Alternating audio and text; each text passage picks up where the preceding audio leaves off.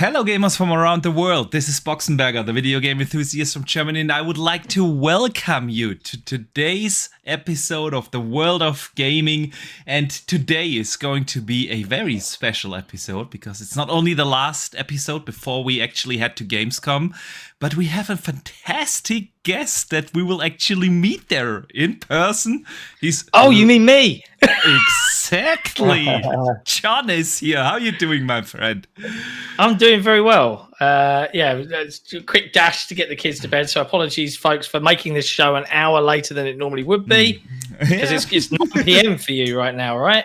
It is. And I know that, as a parent, I value my sleep. So I'm keeping you up later, and I apologize for that. But it's good to be Back. It's good to be back here. I haven't been on in a while. Yeah, it's been a while. You've been on the prediction show for E3, and before that, yes, you were. But that was only like very short episode. It was because everyone was jumping in and out, and then it's been too long, man. So I'm super excited that you're here. And I know today is very hard to go on a podcast, but there is a small amount of regret at saying yes, but I'm a man of my word.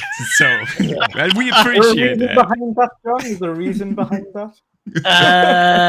I got a little Merry Christmas message from our reviews editor, aka Jesse Don Cabeza, and it said Merry Christmas, and then there was a code, and yeah, that's so I've got review code for Starfield. It's installed. Sweet. Like I could sneakily play it, I guess, whilst we're talking, but I'm not going to do that. I want to experience the immersion of it for the first time. So I haven't booted it up yet, so I haven't got any impressions or thoughts yet. It's I'm quite keen to play it. Like, I've been quite open on the Xbox Series show. I'm not a big RPG guy. Like, I get a little bored after a while of like endless, I'll go here, do this kind of questing, and there's too many systems, and my brain just short circuits, and I go back to like making maps in Halo or something. But this is a genre that is sci-fi, which is my kind of favorite genre. It's not silly fantasy sci-fi. It's got a bit of a realistic edge to it. So I'm like, this could be the Bethesda game for me. So I'm super keen to see if that's the case. So I think Jesse's going to be doing the big review, and I know he's planning on putting together probably one of the best video reviews he's ever done, because thankfully they've actually given us a decent chunk of time. Yes. Like two plus weeks with a game in this industry is a rarity. Yeah. It's probably not enough for a game like Starfield, considering the size and scope of it. But it's a big behemoth. I'm probably going to do something a little bit more focused on, hey, never played a Bethesda RPG before. This is my thoughts, and I'll probably do some beauty, cinematic-y stuff with it. But yeah, I'm looking forward to it, man. Not jealous at all. Not jealous at all. I've played all of the Bethesda RPGs. I've just not really enjoyed any of them. Right, and it's just, and that's still like, it's not that they're bad games. They're just not particularly for me. Like, I get bored of Skyrim. I got bored of Oblivion. I got bored of Morrowind. I got bored of Fallout 3 and 4. I just whatever. Like this one, I'm hopeful because it's sci-fi. right up my alley in every regard, aside from the actual genre of game. So I'm keen. Sweet. So I'm not jealous at all. I just pre-installed it. I'm actually super happy that the pre-installments were available for PC as well, because literally the day before the early access launches, we are going on family vacation, and we're going to Italy for 2 weeks. And FOMO will hit me hard with this game, but luckily now I have it on the Ally, so I can take it with me and enjoy it on the beach in Ally. So yeah, I'm sure you won't get in trouble for that at all. You will not get put in the fridge or something. Yeah. Gotta be careful. But at least I will have the chance to play it to some degree. Yeah, so I'm excited for that. Yeah. But Dutch, I haven't properly welcomed you. How you doing, my man? I'm doing well. I'm doing well. Eventually, my final, the actual shirt I was waiting for, 3 orders later, arrived. So I'm ready for Gamescom. I'm all set. Nice. It's only a few days away now. Yes. I'm literally not really doing anything until then either. So I full on waiting mode for full on Gamescom. For Gamescom. Just like and then go absolutely manic the day before I travel. yeah, probably. Yeah.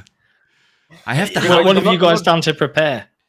Well, I'm not taking out the laptop or anything down until it's ready to go. And then I've got the whole disassembly of the laptop and packing that away. Yeah, well, I will. What have I prepared? I have prepared shirts. I have prepared, little. What are they called? Like kind of like business cards. So if someone wants to find the channel, I have QR code with me for them to give out. Very smooth. Did that, and then of course all the equipment is ready. I have a extra new power bank ready. I have my SSD ready, my portable SSD, and stuff like that. So I'm always thinking about it. I told this to Dutch, so I have the feeling I missed something that I need to prepare, but I don't know really what. So we have the appointment, the tickets. Are you guys taking like capture equipment? Are you planning to do any game capture while you're out there? Possibly. Well, yeah, I've got an Elgato, but I don't know whether or not I would take the Elgato. Whether or not they would allow me to plug an Elgato in. Yeah, like mine's built into my PC, and I'm not going to go on Amazon one just for fun. So I'll just beg for B-roll. Yeah, that's what I'm hoping too. I mean, mobile phone recording. Yeah, that's one thing. But usually, a lot of these booths these days actually have the capture cards ready, so you only plug in your USB drive, and then you can. So really? I'm hoping for that, because I was like you, man. I was like, do I get an external capture card just for this? And I've cheaped out. Tiny pocket USB, so I'll just take that. Yeah, I think the capture card will be, especially when considering you get in, you stand for a game, then you've got to faff around plugging your card in. No, I think it would just wind them up.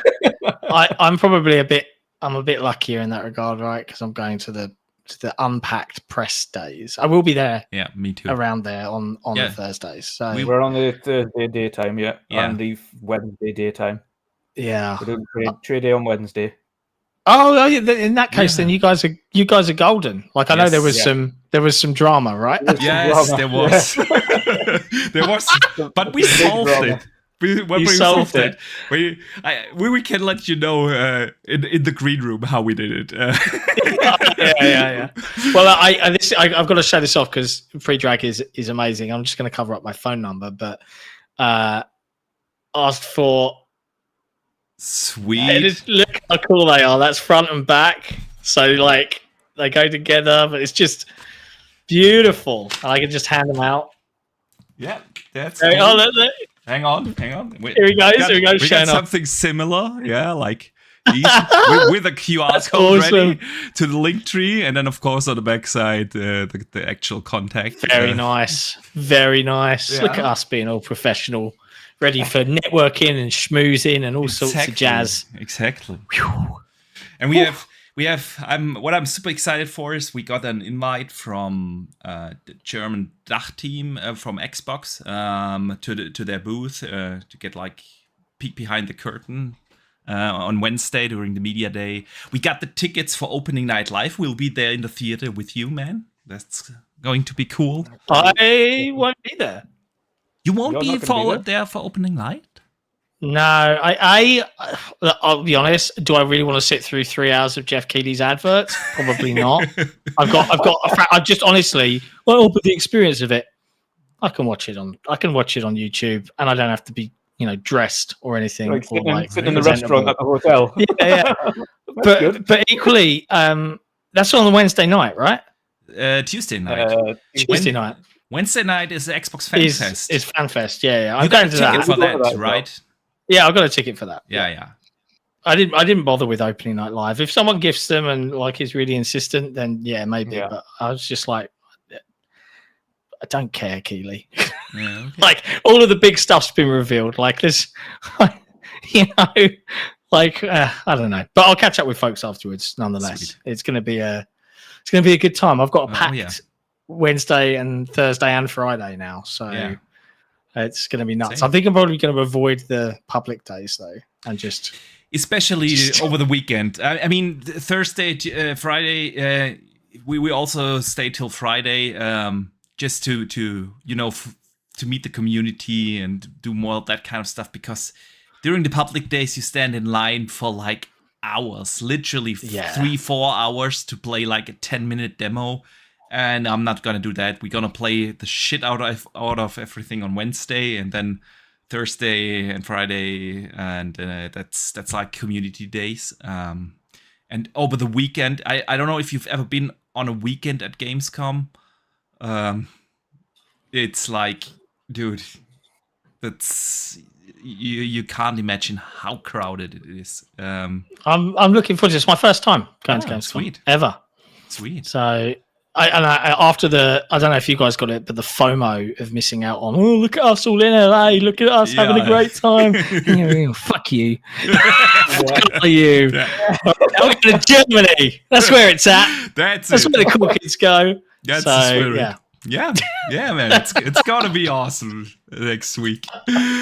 So, guys, we are not sure. We have the plan to do a live podcast from Gamescom, but the only window we see is maybe Thursday next week, because the other days are just like Tuesday evening opening night live that goes till I think 11 p.m. Then we have Wednesday the entire day at actual Gamescom, and in the evening the Xbox Fan Fest. So we won't be there in the hotel before midnight or so. So probably we try to do or we hope to do at least a short show next week, Thursday evening, when we get out of Gamescom. That's definitely the plan. So, yeah. What I will definitely do is a vlog. So, of course, stay tuned on this channel. If you haven't already, just hit the subscribe button and a notification bell, and then we'll get a lot of impressions live from Gamescom. But gentlemen, let's get into some topics. But before that, I need to shout out already a few super chats that came in, which is really awesome. Pyromet sends in £2 and says, "God of Dutch, Wandering Midgard." I haven't heard that one before. And Drawn TJ is in the chat and sends in $2 and says, "Hey guys, Starfield is going to be crazy with mods." Yeah, man, I have a bet that it takes modders like 2 days to release the 60 FPS mod on console. That would be very cool. Yeah. It was like sign me up. Skyrim, when the Series X and S came out, it was literally like an hour or so after the official launch that there was a 60 FPS mod available on consoles. Wow. So yeah, I'm still hopeful for that. But I agree, TJ. The modders will do crazy things with Starfield. And then Starfield is going to be a big topic actually today. So we'll talk about that. We will talk about, of course, some of the things that we know that will be at Gamescom. Going to be a kind of a preview show a little bit. We have a lot of new game announcements that I have not seen many people talk about, but I'm at least pretty excited, and a lot of other stuff to talk. So let's get into it. But first, John, we always want to start the show by talking about the games that we actually play. So what has kept you busy? Not Starfield yet, Boxenberger. Not Starfield. That's what's not keeping me busy. Because of this podcast. I'm so sorry. My apologies. Never mind. Look, it's weird. I think it's a key turning point for me. I'm an adult. It wasn't like Christmas morning, we just rip everything off. And I was like, yeah, I'll play it later on. I've had it downloaded and installed and ready to go since about 2:00 this afternoon, but I've been working. I got my kids here, and I want to be undisturbed. Yeah, and I load that up. I can agree. Now I'm deliberating on playing that in 1440p, 120 FPS, super duper bendable, curvable monitor here. Sweet. Or 86-inch nano LED LG. I'm not sure. Maybe both.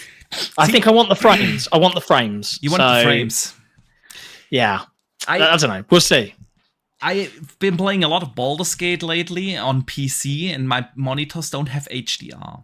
And it looks fantastic. I have 4K screens. Playing it in 4K it looks super sharp and crisp. But whenever I boot up the Xbox console, the colors just pop, and I miss HDR. So yeah, it makes even more of a better experience than higher resolution. I can live with 1440p, but HDR, I kind of miss that. Yeah. Yeah, this monitor has HDR, so I'm not I'm not going to struggle too much. But yeah, I don't know. Like, there's something. The reason I play on console is I'm a comfy couch gamer. Yeah, right? I don't have it plugged into my TV, and that's how I want to enjoy it. But we'll see. But in terms of what I'm actually playing, like right now, I've been playing through It Takes Two with my 9-year-old. That's a really good game. It's one of the best co-op games I think has ever been made, and I absolutely adore it. And he does too, and he can actually play it. And it's just been an absolute joy to play. Like, I've really had fun playing with him. And he's got a really good grasp of all the controls, and his little heart when he works out a puzzle, he's like, "Oh, I figured it out," and I'm like, "Yeah," it's just lovely. That's what gaming's all about for me.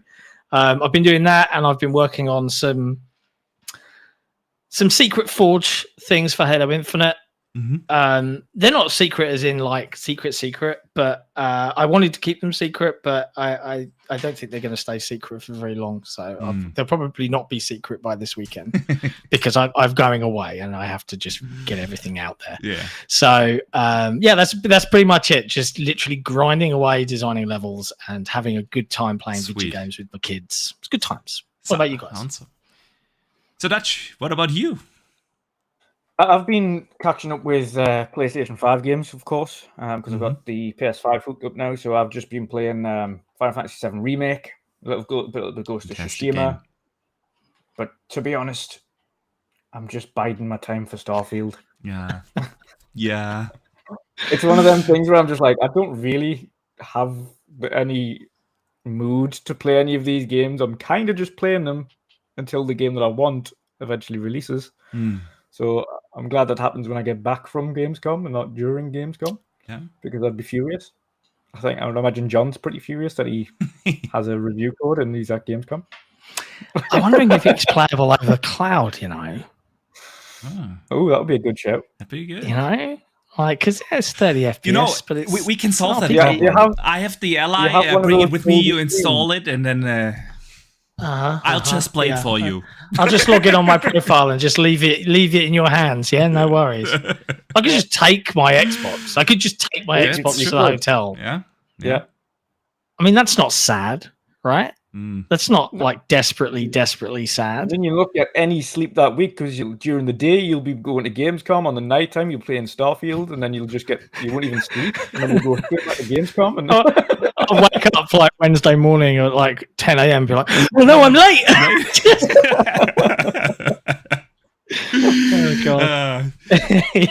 So I don't want to disencourage you, but I'm really looking forward to having a beer with you. So I don't know.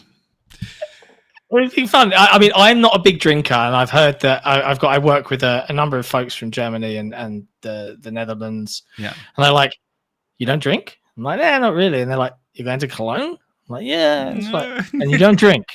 I was like, "Nah." And they were like, "They don't serve water. There's just beer." I'm like, "Oh, kind of is that way, yeah." Okay. But I will have the occasional glass. So yeah, we will definitely get the opportunity to have a drink or two. Sweet. And it's going to be great just to see everyone, even Gaz. Yeah. Even Gaz. Yeah. It's going to be carnage. Oh yeah, love it. Absolutely. Absolute carnage. Sweet. So yeah, in terms of games that I've been playing, I've been actually going back and forth in between Baldur's Gate. I put some footage up here for you guys to watch during the podcast. really, really enjoy the game, but I kind of hit a wall. I'm at the very end of Act 1, and whenever I want to continue or progress to Act 2, it says like the level of your party is super low for the next act, and it's gonna be difficult. So I'm trying to level up my party, but it kind of feels like I have cleaned out the map, and I'm not really sure how I can level up my party now. So I'm at this point in the game, but it's still a lot of fun to play, and yeah, Diablo 4 still has me hooked, so I do the occasional dungeon here and there, just getting up my characters. I want to finish up Season 1 real soon, the story content, and I'm working on my Eternal character, so that's basically what kept me busy. But yeah, let's talk about some games. That, since you mentioned it, Final Fantasy VII. You're playing that right now on the PlayStation, but there are rumors out there. I don't know if you gentlemen have heard that. Xbox Brazil actually posted a picture of Final Fantasy VII coming to Xbox. They removed it real quick after they posted it, and the big boss actually had a comment on it, and it was, "We are working on it." So, do you guys still think this could come to Xbox? What do you think, John? I think this is the case of the only way this is going to happen is if I feel like contractually Sony have this locked down. Like, I feel like the only way that is going to come out for Xbox gamers is if Sony are paid to allow it, if that makes any sense. Yeah. That's my gut feel, but I would be very pleased for people that enjoy that particular franchise if it does come, because, well, let's be honest, they've been super patient, waiting for it for a long, long time. So I think it's only fair that they get their chance to actually, play a game they love. Yeah, because it just sucks that it's not like it's been made by that dev team or anything like that. It's just, when I say dev team, made by Sony, it's just, oh yeah, we're going to just buy it so they can never come out. And I get it. It's part of the business, but it's kind of like, come on, you've had like 2 years of exclusivity now and it's a third party game and you didn't fund it. Yes. It's not like you funded it. Yeah. And that's the rub for me. Yeah, I can understand that. I mean, they originally actually announced that it's only timed exclusive, so they were implying that it will come eventually to Game Pass, to Xbox. I wanted to say, and then some weird deals happened. Sony locked a lot of stuff down, so it could be, like you said, that they have it actually contractually now locked to their platform. But the comment of Phil and this accidental post of Xbox Brazil kind of gave me hope that it might still come. What do you think, Dutch? Yeah, I think it will. I think it's just more of a time frame thing. It's like how long can they do it? Are they going to do this and then they're going to have maybe a year gap until they get Rebirth, or they're going to because Sony's got that Rebirth marketing on lockdown right at the minute, and it's not like they can just create a port of Rebirth. They're going to have to spend a significant time porting the game to Xbox because they haven't got a version of it ready. So it's a case of there's already a Windows version. Yeah, there's already the buttons ready on PC. It will quite easily transfer over to console because it's a very, very low requiring port. So it's not going to take much to get Final Fantasy VII Remake integrated on console. Like I said, all the basics are there already, so that'll take 2 seconds. But I think it's going to be a case of we'll get 7 Remake, but it's going to be still quite a significant gap until we get Rebirth. Yeah, that sounds about right. I would assume so, that there's a bigger gap, but yeah, we shall see. Right. I mean, with Rebirth specifically, there is no PC version as yet.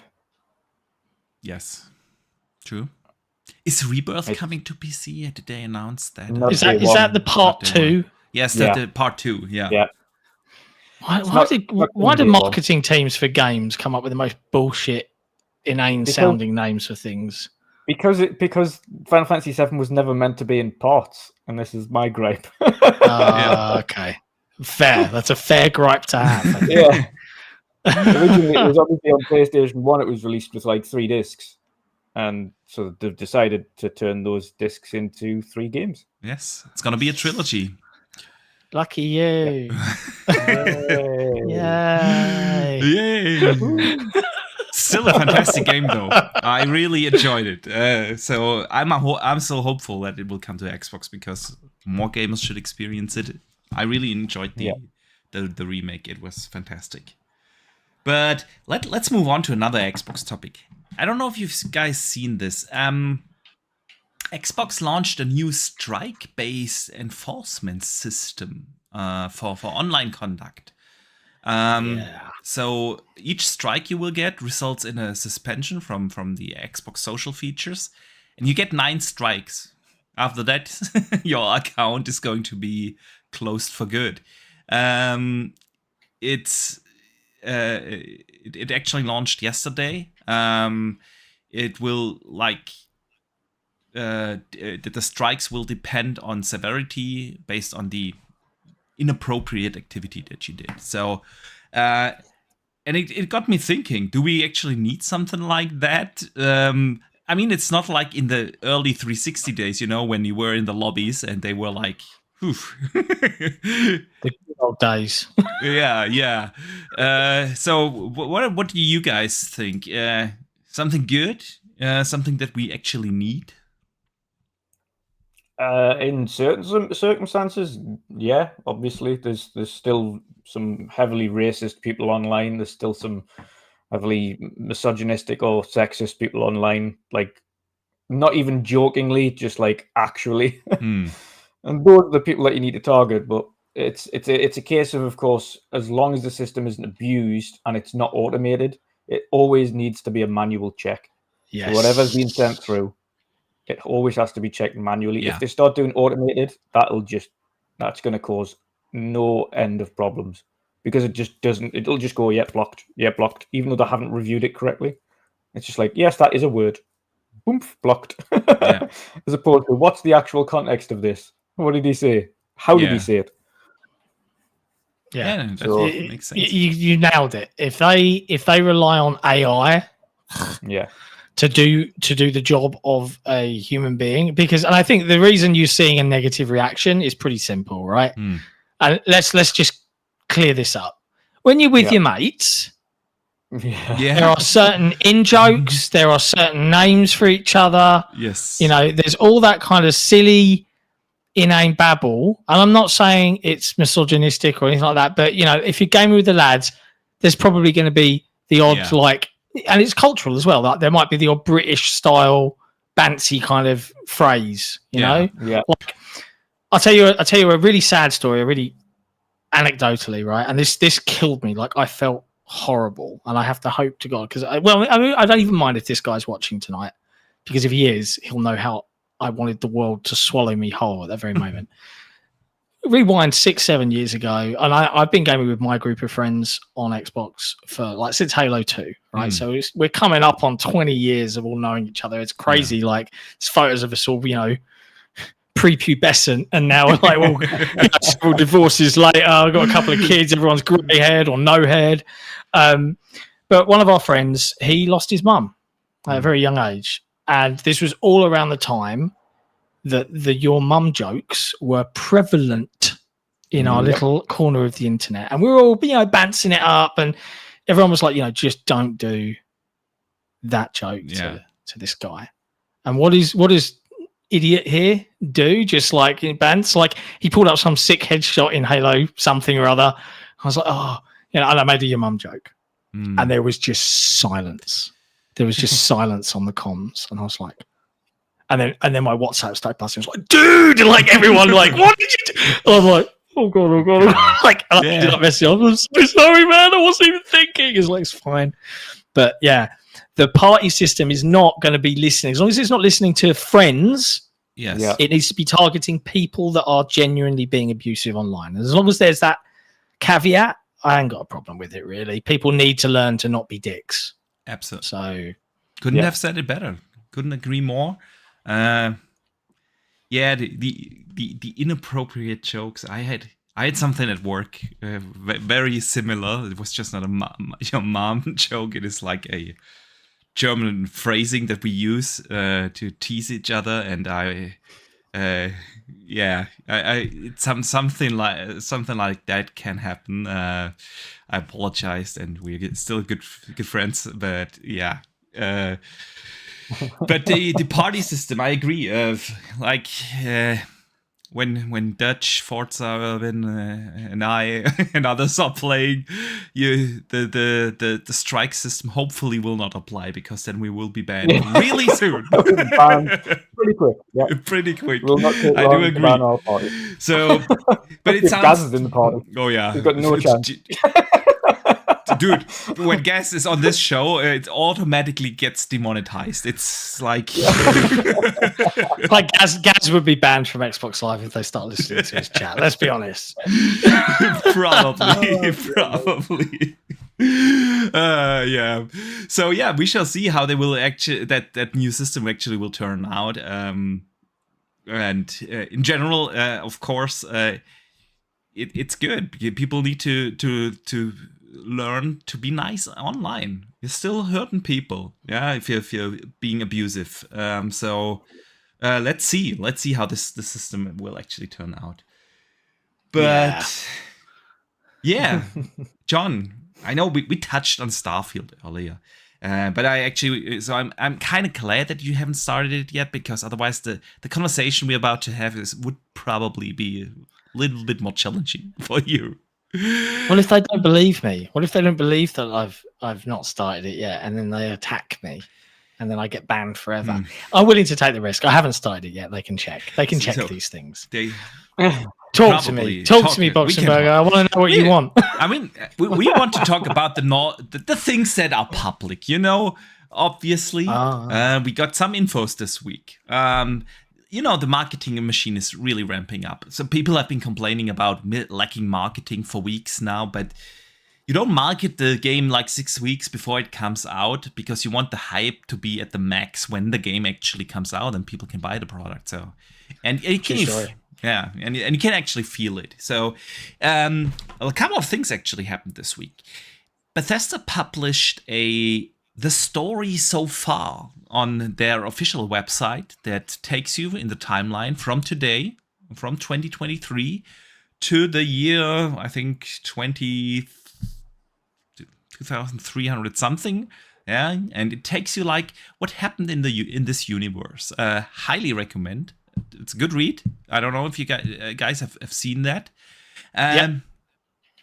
So what do you guys think about this? The story so far in Starfield. I mean, I'm not going to read it out entirely, because then we are at the end of the podcast. No, come on!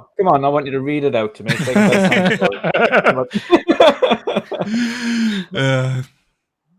Yeah. No, I think it's always nice to get like a kind of what you would say is lore before you start the game, to kind of get an understanding of where it's been to where it is now. And then when you start the game, you have that kind of footing of understanding the basics of what the universe is about. Sometimes it can take a while to jump into a game and understand what's going on and understand who's what. And a lot of people will just jump into Starfield and not have looked into anything. And I know a lot of people have avoided things like trailers because they've seen enough, or watching any more info on it because they don't want any more info. They just want to play the game. And I can understand that, but sometimes a little bit of extra like backstory to these things is useful and very interesting. So yeah, I'm looking forward to it. I've read it. I've done a lot of research into it myself, but again, it's not far away now, and because reviewers have got it in their hands right now, I think other little things for the public are going to start winding down a little bit, and then just regular actual marketing is going to start. Yeah, I agree. That's about right in my opinion. I love all the extra stuff, and I think it's the sign when you've got a team that have been working on this. When did they do their first concept art? I think like early 2010s. Yeah, they did their first and then they had to get they were knees deep in production of this during the pandemic. We've seen how that's affected multiple studios. Yeah. We've got all of this, and they took their time. It was delayed. Microsoft supported the delay. Yeah. And now we get to play it. And that is exciting to me. I think that is like, yeah, okay, I'm in. I'm ready to go. It's hard sci-fi, so it's a little bit more my wheelhouse, like I've said. I'm excited to play it because this feels like one of those generational type games. We haven't had one on Xbox in a while. Indeed. Right? Yeah. I want this to be the turning point for the narrative, shall we say, because good God, I'm bored of the narrative. I'm sure you guys all are. Yes, so absolutely. yeah, let's hope for that. Yeah, I do agree. The narrative needs to end. And I mean, Xbox is on a good track. They have Starfield coming out now, like you said. It's probably, I think it could be like really the biggest launch of an Xbox exclusive to date. Because what came close? Halo 3, maybe.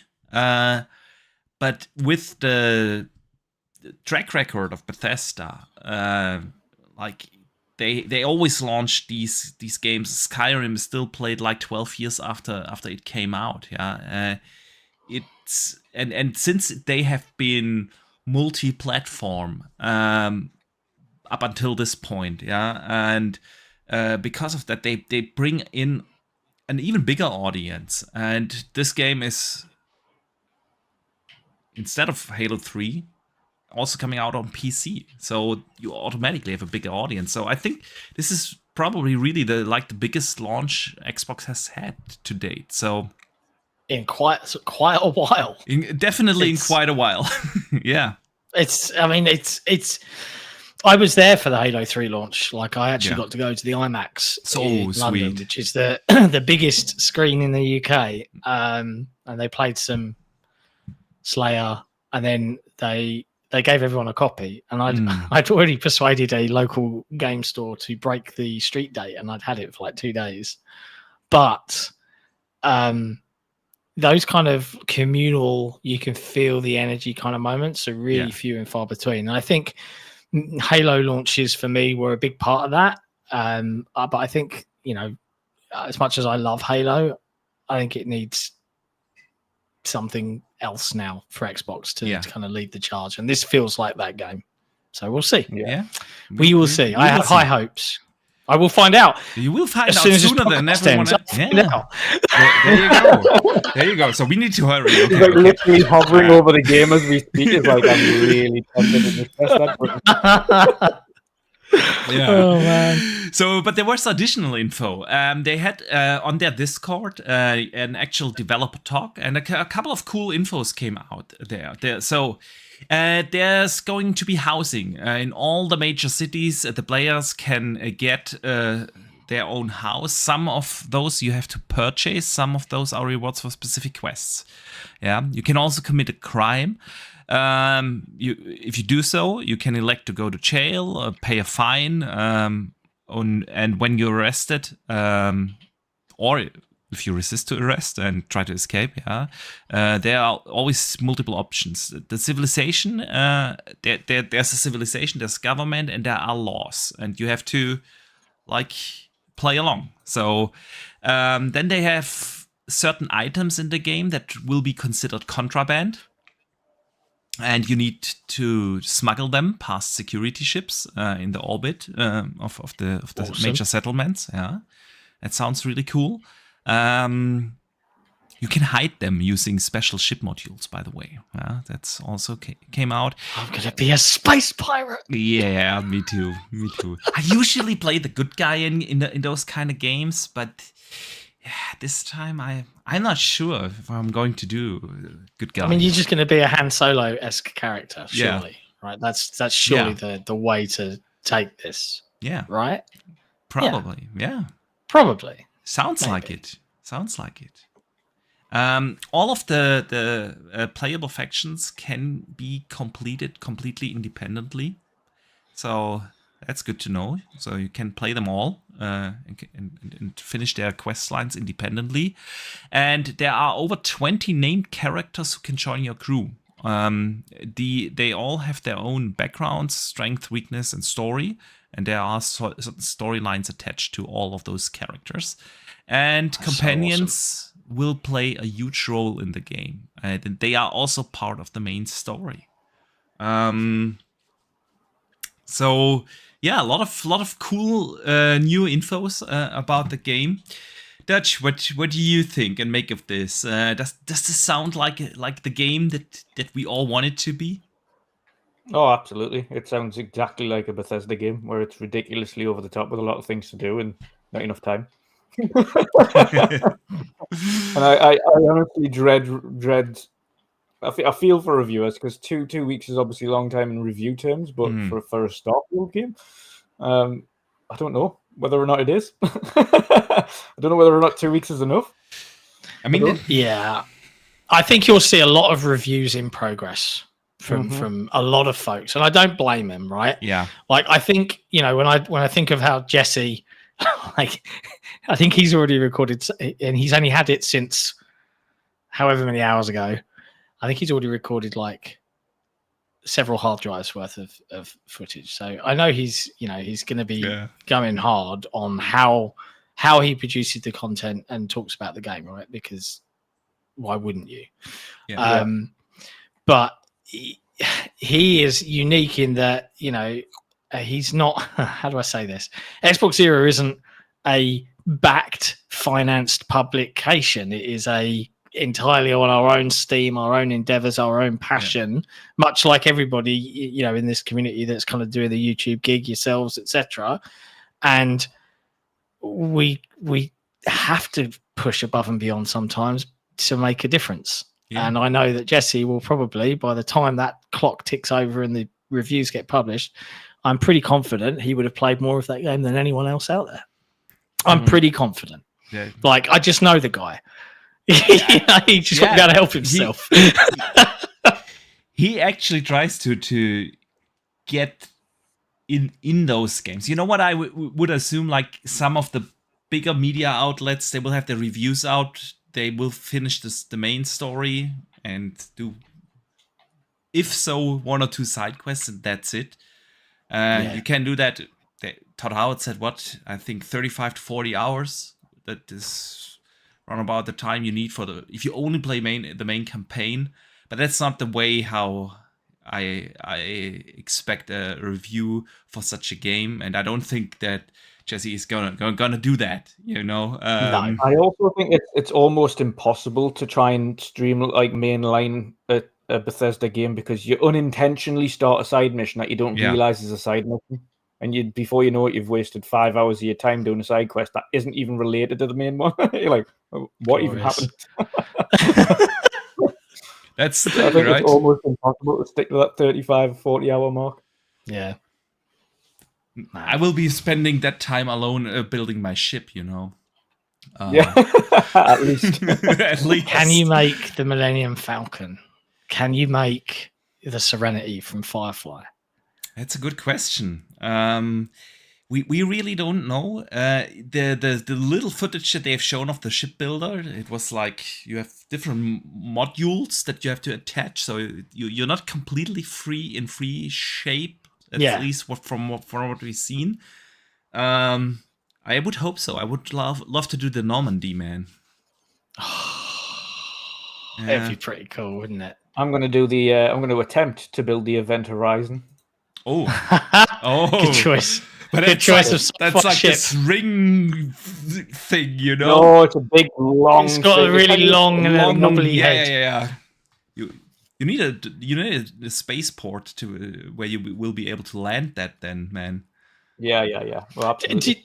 I'm curious. Did either of you play Elite Dangerous? No. Interesting. I've kind of touched on it. I've touched on it a little bit, but it was just like far too. I got to a certain point and I was like, this is far too in depth and far too big. So this is why, like, Elite Dangerous was the first game I ever played. Well, not Elite Dangerous, Elite. So 1983, David Braben's Elite on the BBC Micro. My old man gave me or showed me that game, and he loved it. And when they released Elite Dangerous, I was like, Dad, you've got to check this out. His mind was blown. He tried it on my Oculus Rift CV1 headset. And mate, this is a 60-plus-year-old dude. He hasn't played games for 30 years. He was like, and he just went out and bought a brand new rig, graphics card, decent CPU, got himself an Oculus Rift, all of it. The top end joystick, so you got hands on throttle and stick. He went hard, and he just plays that. And what they tried to do with Elite was they had this wonderful flight mechanic, and that is one thing that I'm very curious about. Haven't tried Starfield yet. Is it going to be arcadey in how it flies, or is there a bit of Newtonian physics going on? So in Elite, you could have guided flight, so very kind of arcadey, but you could opt to just turn it off. So you could do like, you ever seen Battlestar Galactica when the Vipers just fucking spin because there's no friction, and you can do that like while having all the cool space combat. But they added legs and they added all this other stuff. But at the core of Elite it's just kind of like an economics trading game, and there isn't enough to do. Starfield is going to have an end at some point, depending upon what your objectives are, right? But it's having that style of play, that adventure, that what everyone kind of dreams about going up there, but in a video game. And then when you add the mod community to it and you think about what it could be. So I feel like Elite Dangerous is like dipping the toe into that kind of sci-fi-ish world that's kind of like realistic. And now I want to see if Bethesda have nailed it. So I'm very, very curious. Can't wait. And I think I said that on your show the other day, Dutch, that I really do like, the kind of art style that they went for in this one.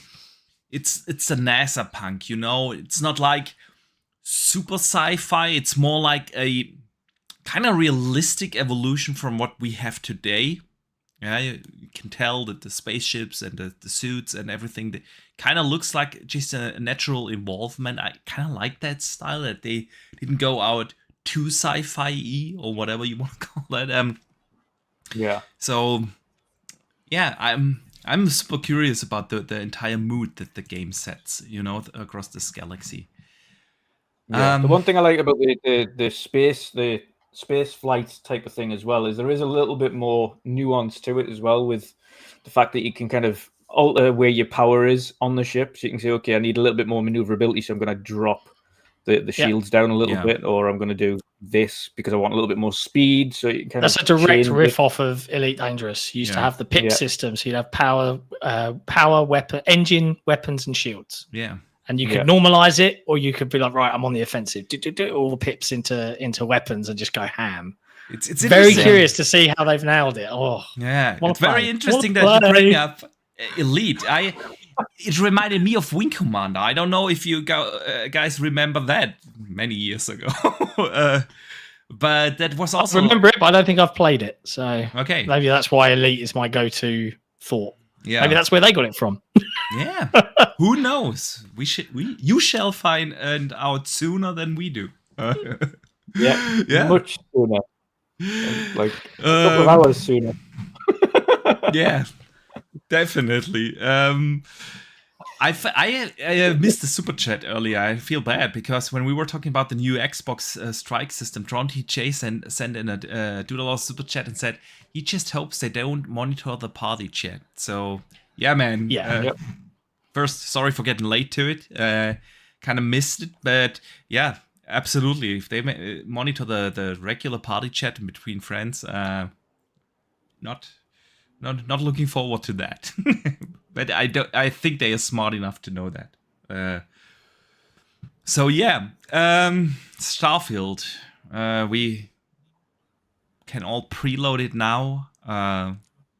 The wait, what you mentioned earlier is what I've seen the last time about 2 years ago in the Xbox community. That the entire community gets like excited, and you can feel that excitement and heat in the community. And that was when Halo Infinite came out. Actually, with the beta, I thought the first public beta of Halo Infinite, that was like one of these moments. Everyone came together and was playing that it was not even the same at launch, because a lot of people already played it, and a lot of people played then Halo mainly for the campaign then, and then multiplayer. But the beta was like this. It was one of these events where this community just came together and everyone was enjoying it, and it was like, dude, that's the best playing Halo in probably ever, and this excitement around the launch of a game. We haven't had that in the Xbox community in far too long, and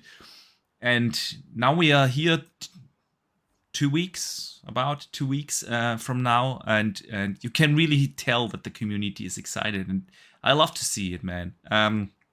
There's always the negative things out there. I just ignore that, but the most part we see out there is like just real excitement for this game, because some people are looking forward to play this game as a shooter. Others want to fly the ship in the spaceships. Others look forward to the base building, and there's just, it feels like there's something in this game for everyone.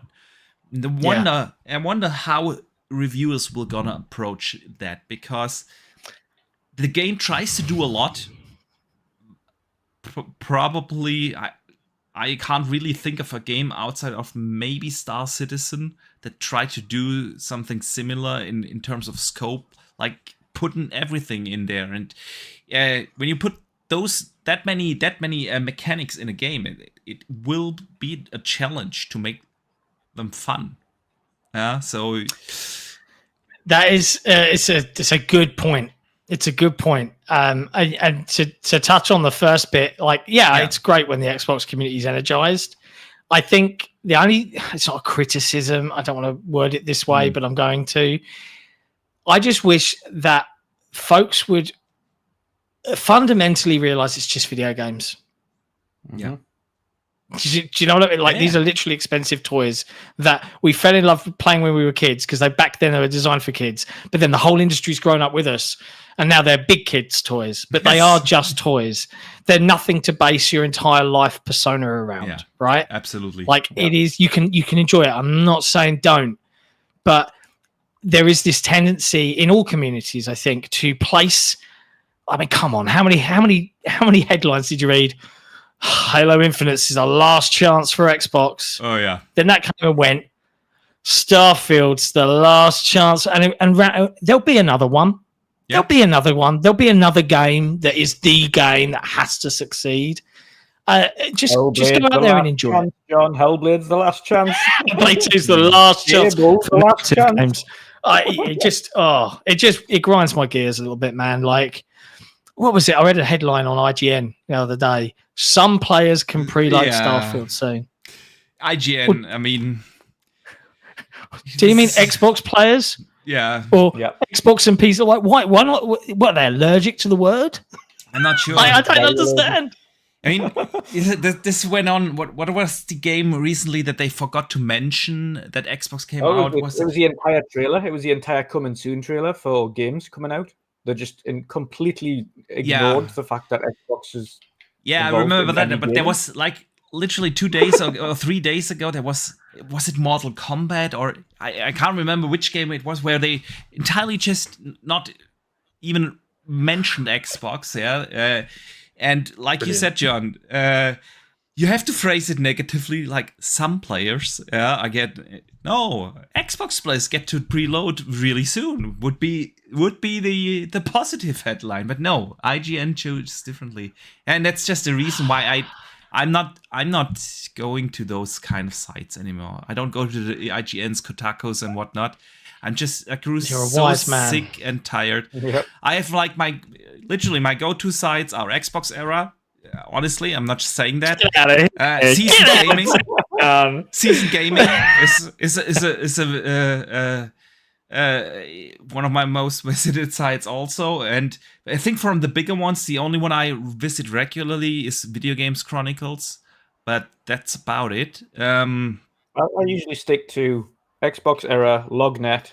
Obviously, the Iron Lords, they do a great job as well. And Game on Daily, because Acer does a great job with that site as well. Yeah, that's Game on Daily. I mean, it's gas, but we have to say something positive about it because the site is actually really good. Like the news accreditation. It's a great thing. site. Yeah.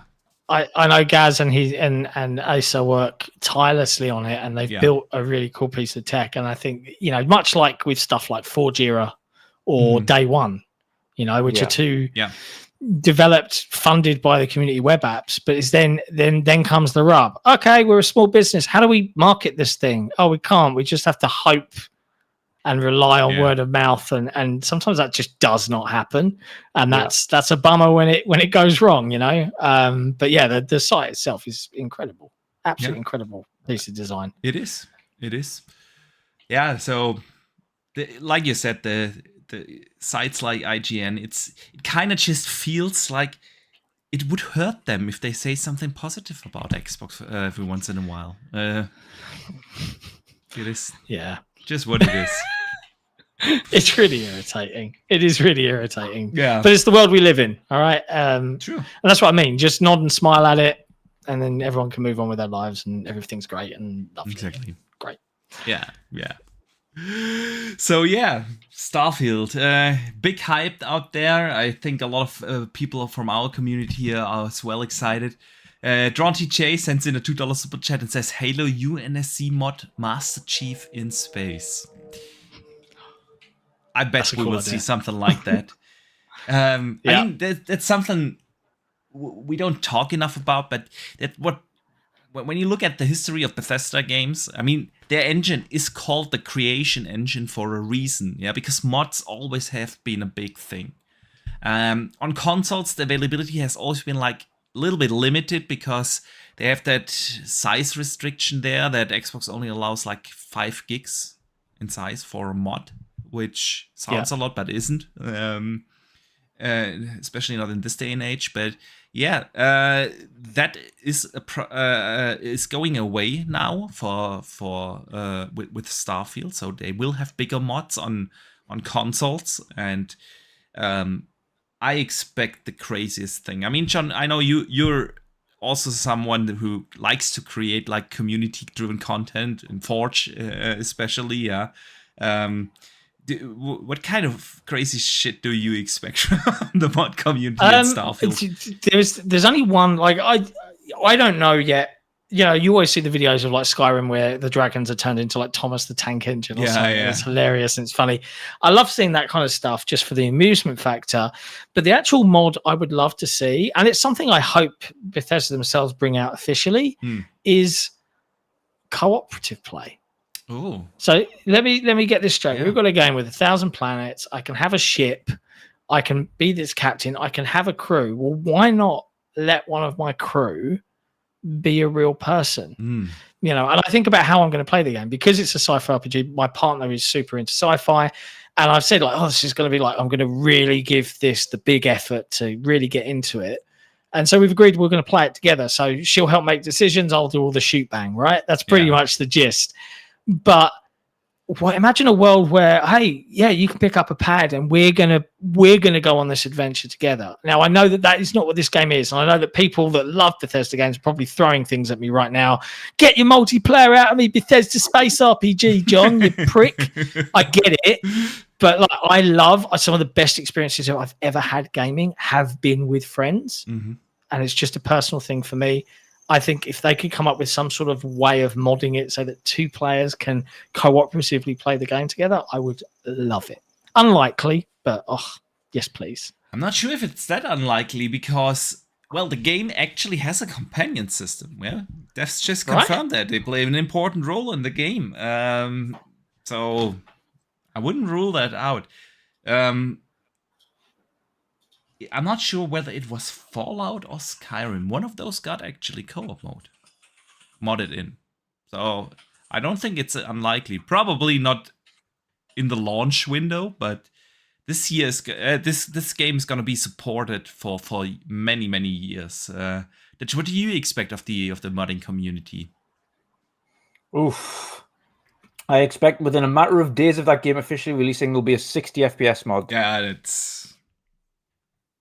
I agree. A matter of days. Yeah. Because it's just it's literally just a line in the code that's got a solid cap on there that they can just alter. That's exactly what Skyrim was. It was Yeah. just, it's set at 30. Let's change that. It is now set at 60. Yeah. There you go. Have fun. Do we actually know if they disable achievements again if you activate mods? Good shout. It's certain mods they do, but I don't know which.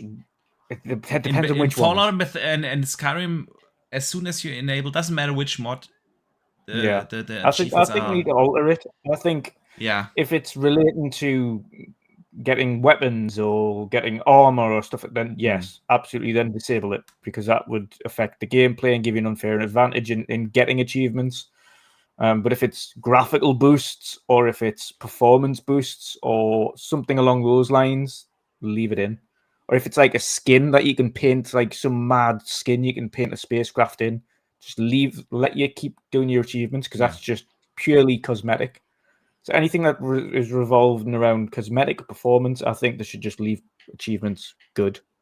Anything that is on the other side kind of actually benefiting you in game, then naturally, of course, then take the achievements off. Yeah, agree, but I don't think they will distinguish there. Yeah, they should though. I know. I might have two saves. I might have one save to just slog around in 30 frames, and another save to another save for 60. You never know. You never know. All right, gentlemen, let's move on from Starfield for a second, and let's talk actually about Gamescom. There have been, I know we are all excited, and the community probably can't hear it anymore, but there have actually been some cool infos this week on what to expect actually at Gamescom. So, John, you mentioned earlier, not a big fan of the Keighley shows, so Dutch and I will be sitting there with gas, man. You leave us alone with that lunatic. Look, don't get me wrong. I looked for tickets, but I think they were sold out by the time I was there. And I thought I could email Jeff and be like, "Hey, bro, sort me out, man." But I don't really care. Okay. That's fair enough. That's fair enough. It's fair enough. I gotta give one thing to Jeff though, because before it went public that they actually sell the tickets and you can actually just buy them, I tried to contact Gamescom. They didn't answer me, so I just wrote Jeff an email, and I actually got a reply. So yeah, got to give it to the guy. That's fair. That's fair respect. Couldn't help me out though, because he just said you have to wait another week, then they will be available for sale. But hey, I gotta reply and I gotta respect that. So he came out and said that this opening night live show is less about announcing new projects. It will focus more on updates on some of the biggest games due out over the next year. So yeah, you wasted your money then. I don't know. There are some games coming over the next year that I'm really looking forward to and I'd love to see more of. So fair. I'm being facetious, but I don't know, man. We'll see. We'll see what they come up with. Like, it's going to be. Every time I've watched one online, I've been bored, and I can't imagine being stuck in a theater watching it and then be like, I can't leave. You know, like I can't just turn the TV off. I'm just sitting there. Maybe it's a different vibe if you're with everyone, but yeah, we'll see. We shall. So yeah, no big announcements expected there, but a couple of games will be playable, and one of them is, of course, a Stalker 2, and I expect that to be on the show floor. So on the opening night live stage, I mean, it has been confirmed it will be playable, and actually the release date leaked over the weekend. Still unsure if it was a placeholder or not, but the distributor PlayOn have updated it for December 1st. But since this is a Friday, isn't that unrealistic that it might not be a placeholder, and they have leaked release dates this way before. So yeah, do you guys think Stalker 2 might still make it this year? I want to say yes. I think it's probably in their interest financially to try and get it out. Right?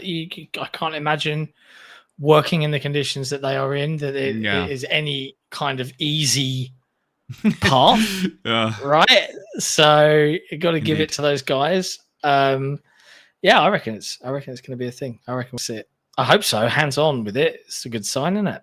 Yeah. I always say, like, I feel a lot of people in the community underestimate how big this game actually will be for Xbox, because this is gonna be like a open world RPG-ish shooter. It will have, they already confirmed multiple endings and gotta make decisions and stuff. And this is, it looks fantastic, yeah. Unreal Engine 5 game. It will be a big deal. Stalker hasn't been around in a while, so that's why, and it's never been on consoles. That's of course why the Xbox community does not have it on their radar. But it was a big thing on PC many years ago, and I think it's going to be a big deal. Dutch, what do you think? Will we be able to play this year? Stalker, yeah.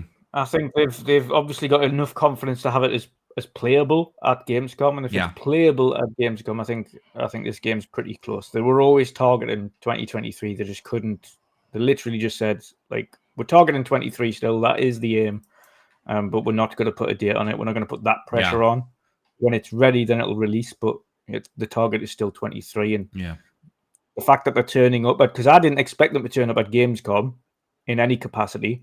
And the fact that they're turning up and it's playable at Gamescom, it's even better. So I think it's going to squeeze in though. I think it's going to be like December 24th.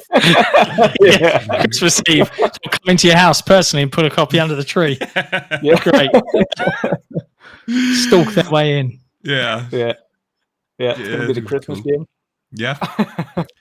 Yeah, it sounds like it. If it's a December release, and I think it would be a good time to release such a, it's over Christmas we all have the time, and when you have like these, this is a game that will keep us busy for a long time. This is also like a 50 to 100 hour type of game. Yeah, it's not like your corridor shooters that are finished in 10 hours or so. This is a massive open world game, and to release such a game in December, I think that is a good timing, because as diehard fans, we will have finished the Alan Wakes and the Assassin's Creed Mirage, especially since it's like a 20-hour game this year. So the big things that come out in October and November, we will have finished those kind of games, and then we will go back to Starfield or play some new shiny thing. And so I don't think that's a bad window to release such a game. Yeah, don't lie, you're still going to be playing Starfield in December. I will be playing that. I will be playing that on the next Xbox. So dude, I'm still playing Skyrim. Yeah. So first, let me shout out our awesome community. We have more than 100 people here in the chat. Shout out to you guys. We do hope you enjoy the show, and if you do so, just do us a quick favor and hit the like button. And if you're new, of course, and do enjoy the program, consider subscribing. It's free, and we definitely appreciate the support. Tom from Toonami sends in a $2 super chat and asks, do we think we get a Space Marine 2 release date at Gamescom? I don't know. That was delayed earlier this year, right? Yeah. It was yet later this year, but no official date. If I were them, no, not now. Yeah. Wait until next year. There's more polish is always good. There's plenty of big boys coming out. Yeah, I agree. I would also delay it in like early next year, because next year is gonna be packed, but there has not been, at least so far, not much announced for the the very popular February-March window. Yeah, so that's a good window for Space Marine 2. Yeah, exactly. Don't bring that out in between, like you said, the big boys. We have Starfield, Forza. It's going to drop just as the Avowed drops. Yeah, that's exactly what's going to happen. You think so? You think that's going to come out in February? Like March, April. Or March? And March, April, then yeah, I can see Avowed drop. And then I think Hellblade's going to be the later game. And we both said we think Avowed's going to be the first one. So interesting. I think I've changed my opinion on that. I think Hellblade is going to be it's going to be the spring game. You think Hellblade's going to be the spring game? Yeah. I don't. No, I'm not with you on this, Boxenberg. I'm with Dutch. Yeah. He's right. You think Avowed is going to be in spring? Well, like Avowed, yeah. I feel like it's going to be the nice, because I think Hellblade 2 is their Sony game. Yeah. And that will stand toe to toe with anything that their competitor will put out next September. Yeah. That's what it smells like to me. But hey, we can ask Melina. She Jürgens, the actress of Senua. She's going to be there. Yeah, she is. Yeah. Do you know who else is going to be there? Tell us. You probably, like, if you miss this announcement, I'll understand. Yeah. But this is the biggest announcement from the entirety of Gamescom. Zack Snyder. Hide the Pain Harold is going to be at Gamescom. Okay. That is the guy that you see in all the memes. That's just like the old guy, and he's like, he's kind of like he's smiling, but he's also in a lot of pain. He's going to be at Gamescom. Really? Oh, really? Yep. And I'm going to make it my life's mission to get a selfie with that dude. And I'm going to do the I'm in pain smile, and I'll feel all warm and fuzzy inside, like a childhood dreams come true. It's going to be great. Really looking forward to it. I've seen that Zack Snyder is going to be there. Really? Yeah, he's showing off Rebel Moon, I think, probably. Yeah, Rebel doing Moon, something. exactly. I know they're showing off Ahsoka as well for Disney. I don't know what that's about, but it'd be strange to see marketing. That one. Yeah, probably. But there's some mad stuff getting shown off. It's going to be interesting. Definitely. Yeah. Siki in the chat agrees with me. He says Avowed is still in pre-alpha and it will come out in fall. I do agree. I do. Listen, I know that Hellblade is this Sony game. It's the cinematic third-person, blockbuster game that will look phenomenal, unmatched graphics today when it comes out. I do agree there, but I still believe there's a reason why they unveiled that game along with the console. They probably thought it's gonna be out earlier than they thought it would. Then since this is a very mocap heavy and game and a lot of complicated audio recording with binaural audio technology that they're using and stuff like that, I think they got hit harder with COVID than maybe some other games, especially considering the timing where they were in the development process. But yeah, Melina is gonna be there. They had it this year at the Xbox showcase. I feel like this could be the big spring game. I feel like Avowed needs a little bit more time in the oven, especially it's had a year since that guy said it was in pre-alpha. Yeah, that's true. But especially after the feedback of it's still 8 months. At least that's 9 months actually. From June until March, it's 9 months. It's 7. It's a lot of time. It's 7, man. We are already in August. Well, from June. From June until from June. Yeah. Okay. Yeah. And even then, the footage that we seen then wasn't up to date footage. That was footage from way back in January. True that.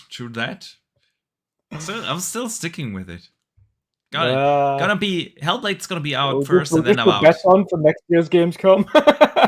I'll get my pints back. I'll get my pints back. You know, John, I won because I said that Forza. You know, when in January, when we all thought, we have the 3 Redfall, Starfield, and Forza come out in the first half of the year. I was like to Dutch, dude, there's no way that Forza's gonna come out in the first half. And we made a bet. I won, and so he's paying the beers, at Gamescom. What, the whole of Gamescom? He's got to pay No, for not the the beers. whole. Yeah. I was going to say, you want to He's bankrupt gonna be poor, him. man. I'm German, I can't drink beer, so I can't have him bankrupt. So no. Yeah, so Dutch, the bet stands. Hellblade's gonna come out first. So bet on again. I think Avowed first, Hellblade second. I think Hellblade's going to be the big closing game for the year. That's going to be the big showpiece. It's not to say Avowed won't be great, but I think when you're talking about technical and graphical showpiece games, that's Hellblade, and you don't want to put that in March. The Avowed team do need to tighten up the graphics on level 3. That is pretty definite. Definitely. Yeah. But I think a lot of people, like, this is why developers hate their games leaking. They hate it because they can't control the narrative, and unfortunately, most people are stupid, and they'll see. Honestly, like, I can't talk to you specifically, but obviously, I helped with the development of Halo Infinite. Right? Mm-hmm. I saw Halo Infinite in a very early state. Game development is hard. Yeah. So.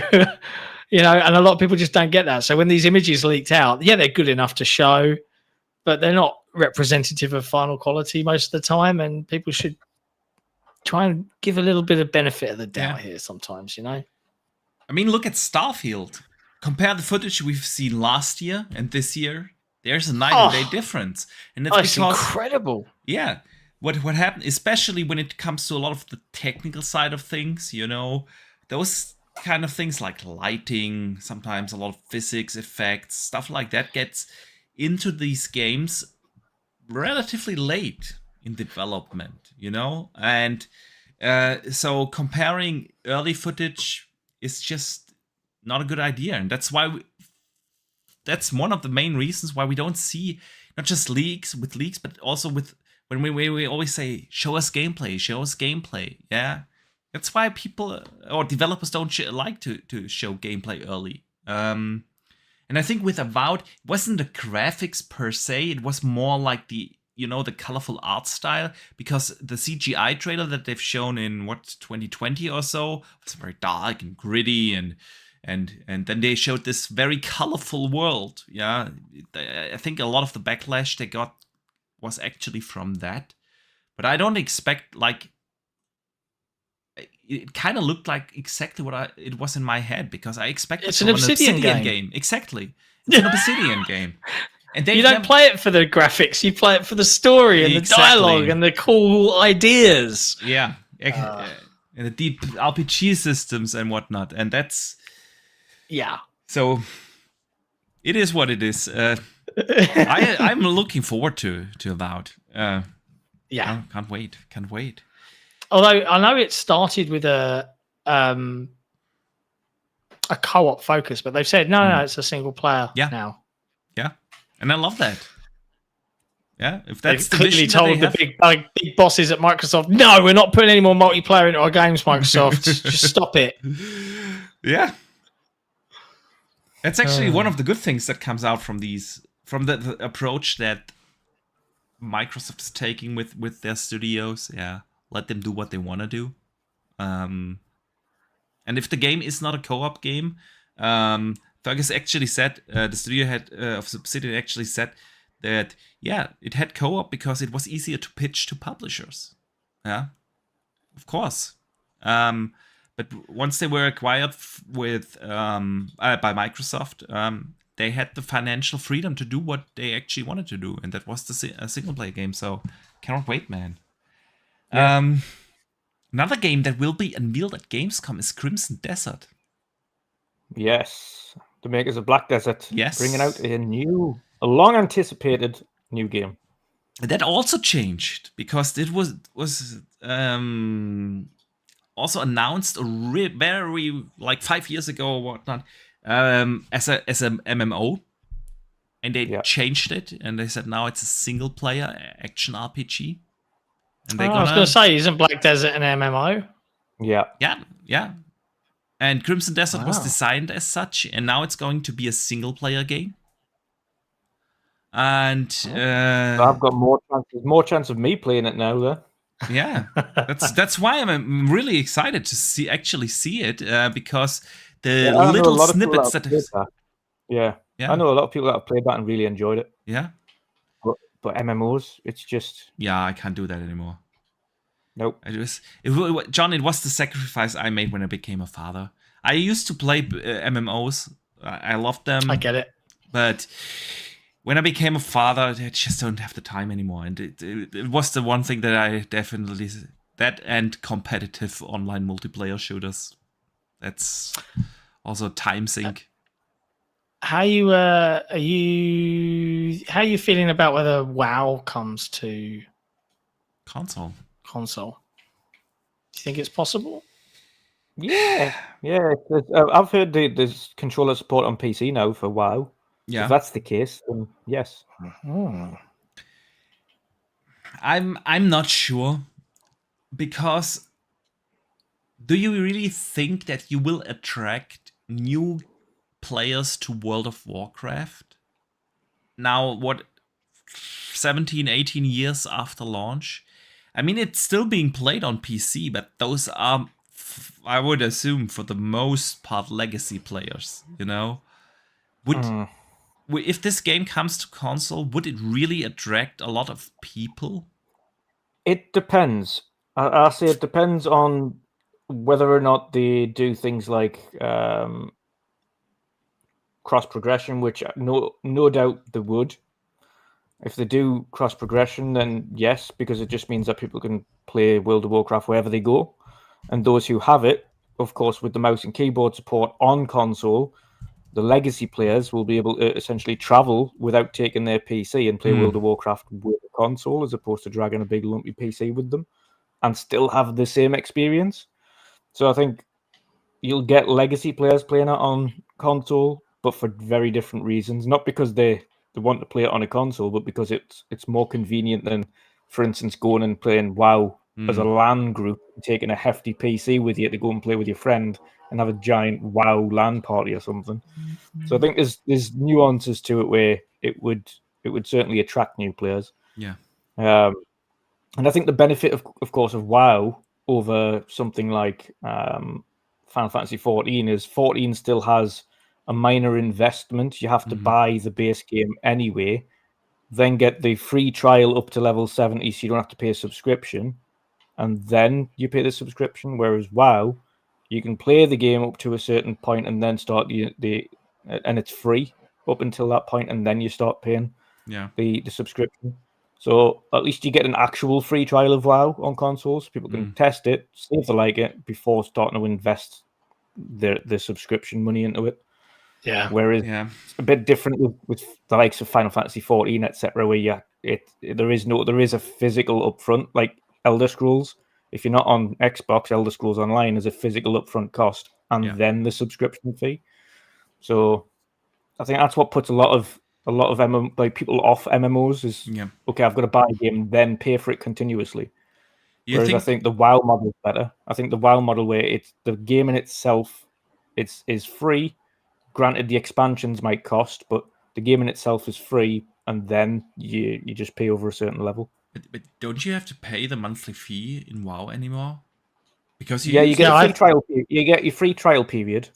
Yeah, so you can test it 14 days or whatnot. Yeah, and that. But then I think it's up to a certain level cap.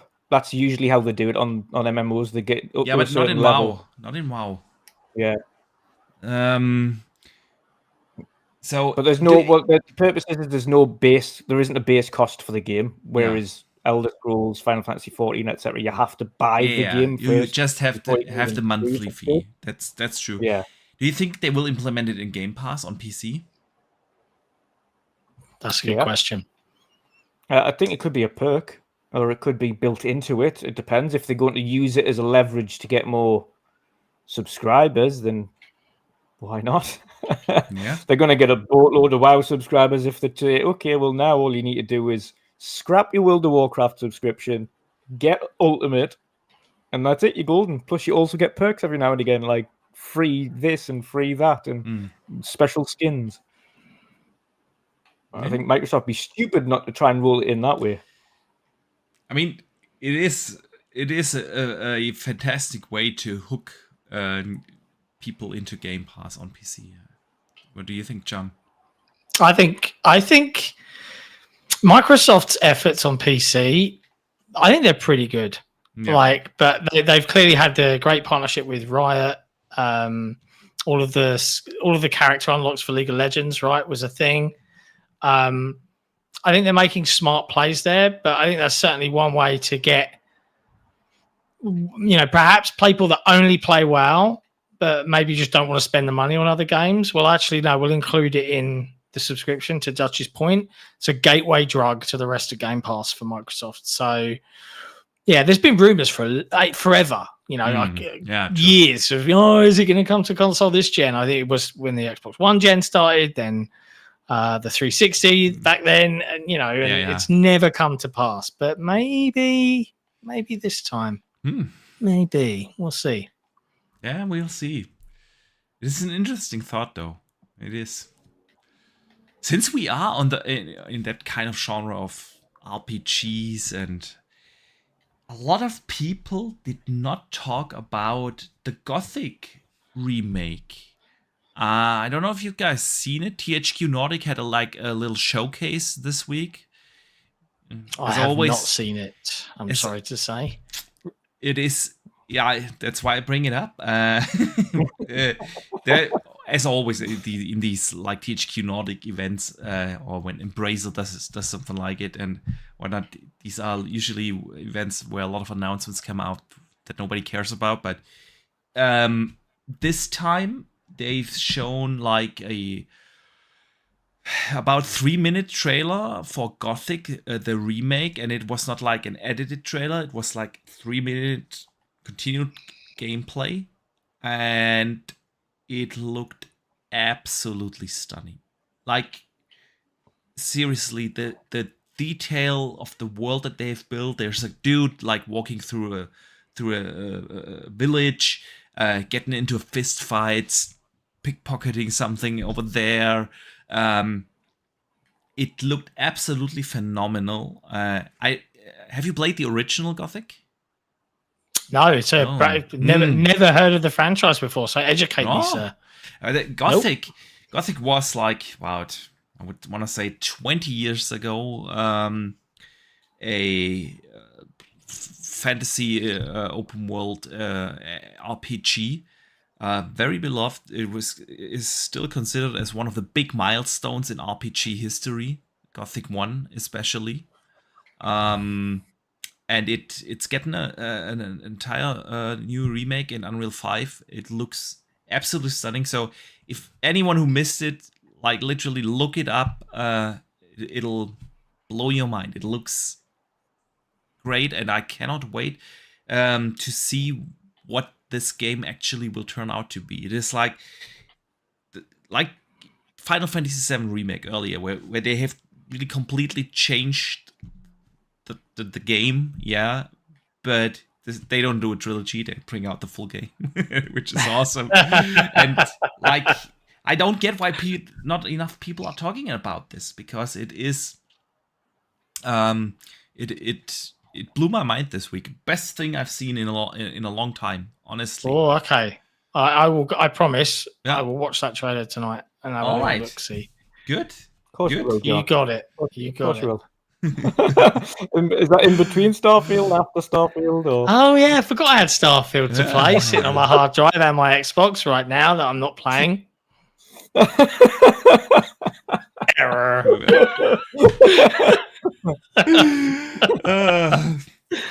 I'm not bitter at all. Japes. So jealous. Let's bring it over to PlayStation real quick.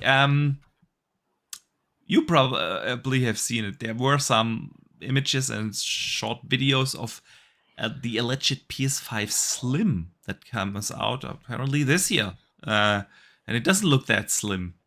It really doesn't. You've trimmed a little bit off the disc side, but it makes the disc bit look like it's like a booty. Like someone's done 40 squats. Yeah. That's what it looks like. It definitely does. And I was like, okay, I mean, slims make sense. They make sense for the for the platform holder, yeah, because usually after 3-4 years into a generation, simply the die manufacturing costs go down, and you can reduce like everything, cooling and whatnot, and make it cheaper simply, yeah, for the publishers, and you can sell new stuff to your community. So slims make sense, but when I saw this, I was like, who needs that? What do you guys think? Do we need a slim like that? No, I want an Xbox portable. Like a handheld? I want a Series S portable. So I want the existing library of games, yeah, and everything they can do, but on a battery-powered Series S that renders everything. I don't care, 720p, but give me all of the native connectivity with actual Xbox hardware, not a cloud device. Sure, make it cloud capable, whatever, but I want my profile, my games physically on the device, playing natively. Have you considered the Asus ROG Ally? I have.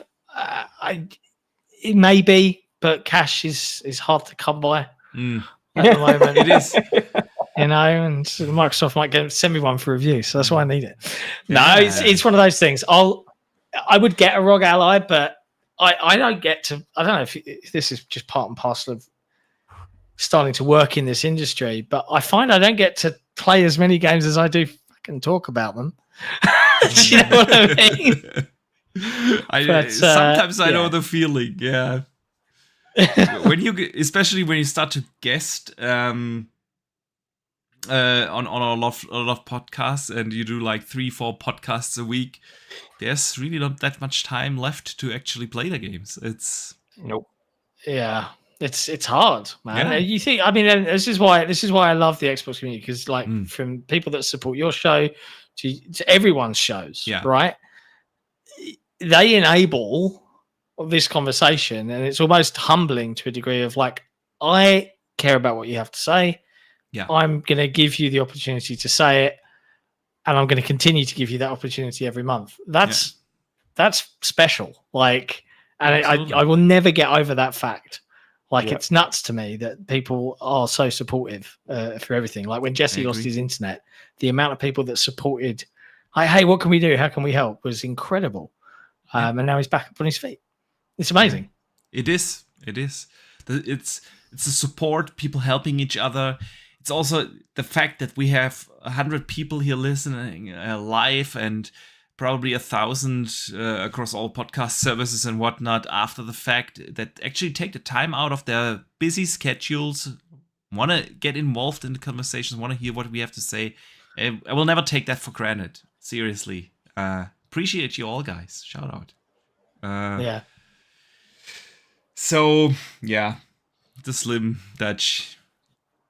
We don't need it. Not this way. No, I'm set now. The big boy's now been craned into its position, and that's it's now not moving without a forklift. So, and honestly, if a console, like I don't want to now hate on PlayStation or something. I have my PlayStation right here under the TV. You just can't see it, but it is. That's surprising considering its size. Yeah, it is. If any console ever needed a Slim, then it's the PS5, because the thing is simply gigantic. So it is what it is. They will sell it anyway.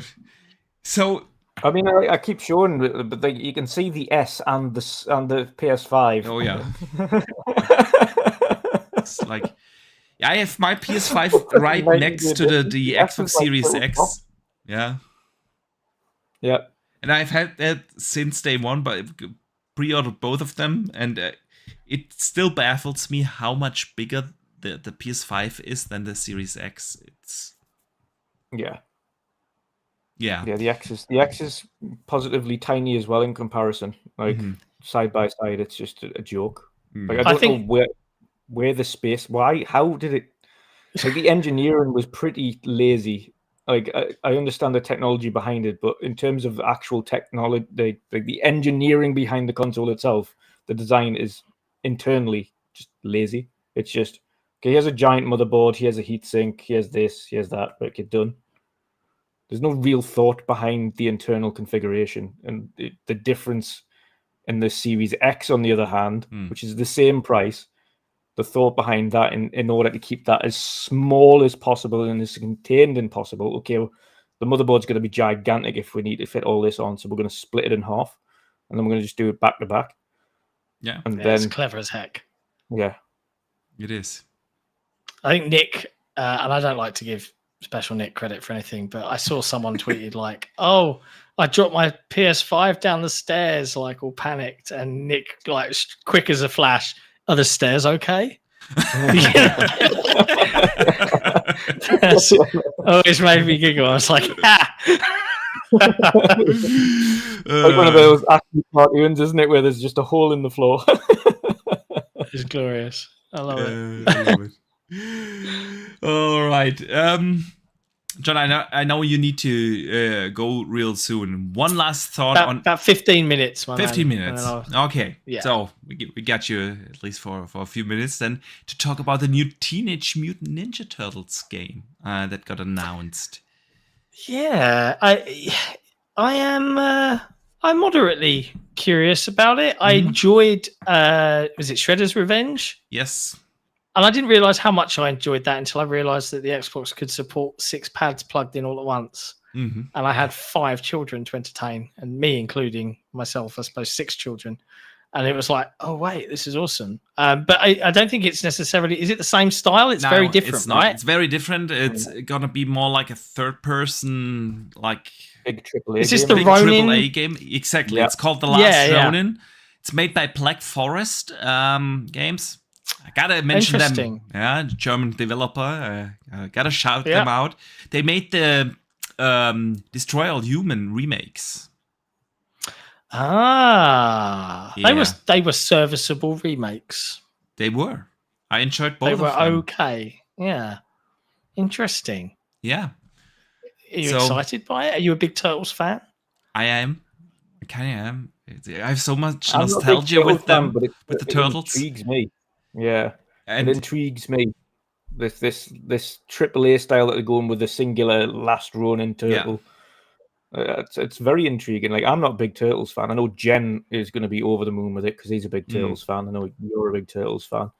But yeah, I'm excited to learn more. I want to see it now. It is based on a comic, and I don't want to spoil anything, but it's like the turtles are dead. Only one turtle survived, and the surviving turtle inherited all, the abilities of the others. So they have the nunchucks and a stick and the sword and everything, and you don't know which turtle survived. So that's the Last Ronin kind of story, and it is a little bit darker than the regular turtles, and I love to see the Black Forest to try themselves on a bigger game. I love the universe. We haven't had a proper Turtles game in a long time. We had the Shredder's Revenge, like you said, like the retro nostalgia, and I loved it, enjoyed it. But I'm really excited to see what they will do with this IP. It sounds like they're going for a much darker tone. So I always love it when kids' cartoons and stuff, for the people that grew up with them, they suddenly go, we're going to go dark now. And you're like, oh, okay. Because, I'm old enough now. Yeah. You can take this to dark places. Sign me up. So, it definitely sounds intriguing. I'll keep an eye on that one. It's not at Gamescom, though, is it? No, it's not that I know of. Okay. Yeah. Shame. Shame. Not that we know of. We turn up to Gamescom. There it is, playable. What? That would be cool, though. It would. Yeah. So yeah, that already brings us to our last part of our podcast. At the very end of the podcast, John, we usually take community questions. People can write them in. I know this gig. You know the gig. So I know the gig.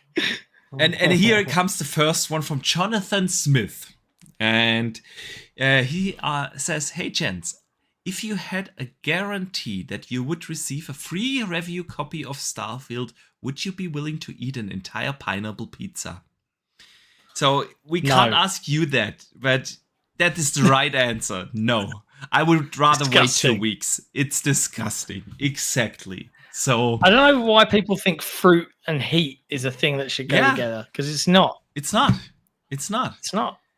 It's not that I don't like pineapple. Pineapple is a great fruit. I do enjoy it, but not on just a not pizza. Smothered in tomato sauce and cheese. Exactly. And No, no, definitely not. no. You know, salami belongs on pizza, or pepperoni and stuff like that, but not fruit. Yep. Yeah. Not fruit. It's weird. So I saw some vegan joint in London ordered an office party, turned up with like 4 different pizzas, and 2 of them had broccoli and carrots on them. I was like, what the fuck is this? This isn't a pizza. This is an experiment so gone weird. wrong. So bad. I don't know. Carrots? Like it wasn't like diced carrots, like you'd have like Like it was like it shaved it, so it was like shavings of carrot. Oh, God. I was like, what is this? Who? No wonder there's 9 slices of this left. Who is the person that put this on the order? Yeah. Selfish people. You know Honestly. what grew on me, where I was first like, ugh, why? But my kids love to put corn on pizza. Sweet corn. Yeah, Sweet corn, good, yeah. That's okay. Yeah. It's good on a barbecue pizza, I feel. I haven't tried it on a barbecue pizza, but just on regular, like mixed with salami and cheese and everything. But The only fruit really that goes well with any form of cooking is apple. Yeah, I mean, I just have a complete objection to all hot fruit. Crumble, Yeah. no. Apple pie, nah. If it's hot and it's fruity, I'm not eating it. All right, and then you'll have to get out the ice cream for me after the Sunday dinner, because I'm not having any of your blackcurrant crumble. I mean, All right, like vanilla ice, you can have hot fruit sauce. That's good. That's a good Like, mix. it's just like, no, but- not it's hot fruit, mate. It's hot fruit. Can't be good. All fruit dead. Squish it. This is a hard no go. My rule. Hot fruit can get in the bin. It's just not right. Is it hot on the tree? Yeah. No. I rather have that opinion than if you would have mentioned that pineapple belongs actually on pizza. So yeah, no, it doesn't. it doesn't. Terrible idea. So the next question comes in from Abdel1143, and he says, "Yo, gents, I have a game for you 3. Imagine you were in the role of Phil Spencer and Satya Nadella. Personally, they gave you a bag to run Xbox. You got a budget of $45 billion to acquire whoever you wanted for the future of Xbox. Who out of the bigger list would it be?" And then he put in actually the list with the prices of EA, Take-Two, Capcom, Bandai Namco, Konami, Sega, Square, CD Projekt Red, Ubisoft, Embracer, and Focus Entertainment. God. So first of all, thank you, man, for researching all of that. Is there a way you can chuck the list up on the screen or in the chat? I'm curious. I want to see. I put it in the chat. Actually, I put it in. You have the YouTube open. I put it in there because then our community can see it as well. Yeah. I have the YouTube open. So The YouTube. it's too long. Won't allow me too many characters. Damn it! I have to splice it in private two. chat. I put it in a private chat and then slice it in 2 parts and put it in the community chat. Oh, okay. Yeah. Okay. Oh my god. So he said he added up on that the prices are the current market cap multiplied by the 25% for acquisition. Huh? By 25% for acquisition prices. How much did he say we had to spend? 45 billion. 45 billion. Yeah. Oh, Yeah. God. I'm taking everyone apart from the big guys. Yeah. Focus Home Entertainment are absolutely on a roll right now, like absolutely smashing it. They've got games coming out their ears, and they're all good-looking games, really good, fun games. I'll absolutely take them in a heartbeat. We've got IPs for days. Embracer Group, again, I've got to state this because as part of Embracer with one of my companies, they're not just gaming solely. Like I would say at least 90% of the Embracer Group have got nothing to do with video games. Zero, nada. So it's even the 4.48. You'd only segment that off to capture the gaming segment, and then that's like half a billion or something like that, 500 mil. Would scoop all that up. So if you want the gaming segment of Embracer, fair enough. You'd get Crystal Dynamics and things back. So yeah, squeeze those out. Square Enix, yeah, absolutely. Why not? Yeah. I like the strategy. Square. Square would be cool. I mean, Ubisoft, you put that in at around close to 5 billion. It kind of sounds a little bit too cheap, honestly. Don't want to question your research. IPs beyond Assassin's Creed that have real market value nowadays. Well, Far Cry, they have Assassin's Creed, they have Watch Dogs, they have a lot of licensed games like Avatar, Star Wars. That racing game that they've brought out that I keep forgetting the name of. Yeah. Sounds like it's worth a pretty penny. Rayman. Woohoo! Rayman's a good one, yeah. I'll take Rayman. Can we just buy Rayman? I want a new Rayman. Yeah. Fundamentally, the 45 billion is better off. EA probably can't be bought by anyone but the big boys, but because of the licensing with FIFA, which is their biggest game, and all of their sports games require them to be multi-platform by contract. So it's a worthless purchase outside of Respawn, probably, for me. Right? Agreed. Take-Two, look, it's GTA. If you could afford them, cool. But otherwise, it's probably going to come out on everything. But if you were to take Capcom, Sega, Square Enix, you could buy all of them, all of the rest. All of the rest, yeah. Buy those two. CD Projekt It's an easy Red. decision. Yeah, one, if not my most favorite developer out there, CD Projekt Red. Cyberpunk 2077 is a really good. It is action-based RPG, and The Witcher 3 is probably the best game ever made. See, didn't enjoy it. Got bored of The Witcher 3. Got more or less to the end of Cyberpunk 2077. But I usually say, not every game is for every gamer, but man, it's The Witcher.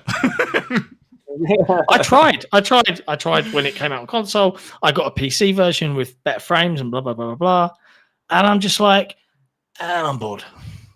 I'm bored of trudging from place to place. I'm bored. Will that happen to me in Starfield? Don't know. It might. I might turn around in 3 weeks' time and be like, who knows? Yeah, who knows? I want to add one to that list that isn't on that list, and people don't class it as a big boy, but I would add absolutely with the pocket change out the back of it would get Crytek. Yes. Yeah. And then we'd have Rise, Son of England as the next sequel.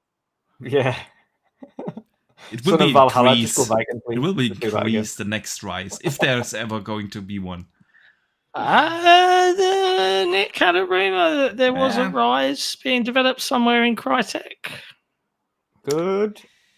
It's good. They said they work on 3 AAA games, and they have only announced one, and that's Crysis. Yeah, but so who knows? I would love that. Such an underrated game. Yeah, and Rise the engine fantastic. is insane. Yeah, the engine is so good, insanely good.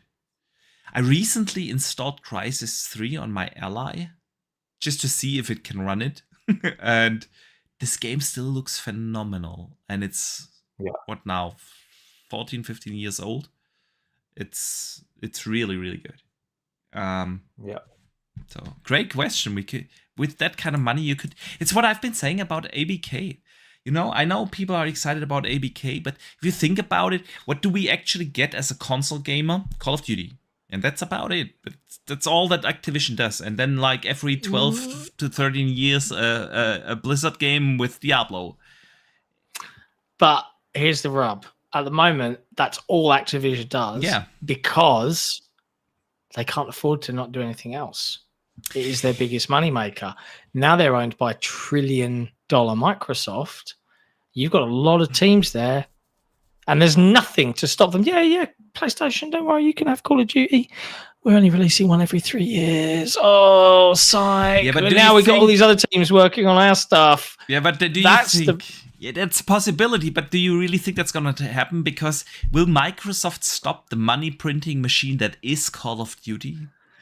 Yes or no? I expect that already Activision were like, we're going to slow down development. We're going to start 2 years because they've got Warzone. The nature of it being a free-to-play game, they can't replace it. They've the pain they've gone through bringing out Warzone 2. Yeah, the community reaction wasn't great. They can't do that every year. It's not that kind of game. And I think that the money they make from the cosmetic MTX stuff out of Warzone is better than what they get from a standard Call of Duty with all the map packs and stuff like that. So yeah, I think the reality is for these guys is that they'll switch that cadence, maybe not yearly, but by year, every 2 years. Yeah. And if that means other teams get a pop at this swath of IP that is just waiting for it to someone to pick it up again and have a good idea, then sign me up. Toys for Bob on a new Banjo, great. Absolutely. I would love a new Tony Hawk or exactly Guitar Hero. Bring Guitar Hero back. Yeah, reimagination of Pitfall or something like that. And then of course StarCraft. Yeah, that's the thing. There's a lot of awesome IP that they could bring back, but then if you invest that kind of money, $80 billion into this acquisition, you kind of want to see one of the biggest continued revenue flows to be continued. So I don't think that they will change that right out of the gate. They will probably, what I could see them do is that they eventually will transition over into more of a games as a service title. So it's been more continued game, and then you get like every 2 or 3 years a new campaign. I could see that, but not short term. In the next couple of years, they will try to continue to milk that machine because they kind of need to make the money or get some return of their investment. And then the question really is, how many of those IPs? There's such a list of IPs that they could bring back. And I do expect them to bring back 1 or 2, but that's about it. At least in the foreseeable future. Who knows what is in 10 years? But even if they start to work on a new StarCraft right away, we won't see that game before the next 6-7 years. That's just what it is. And if I look at this list here from the question, and I say, okay, you only spent half the money and get like all of these publishers, I would personally get a lot more games out of it that I would be able to play. It's just what it is with the ABK deal. Yeah, that's fair. That's a fair comment. But I'm a selfish gamer, so.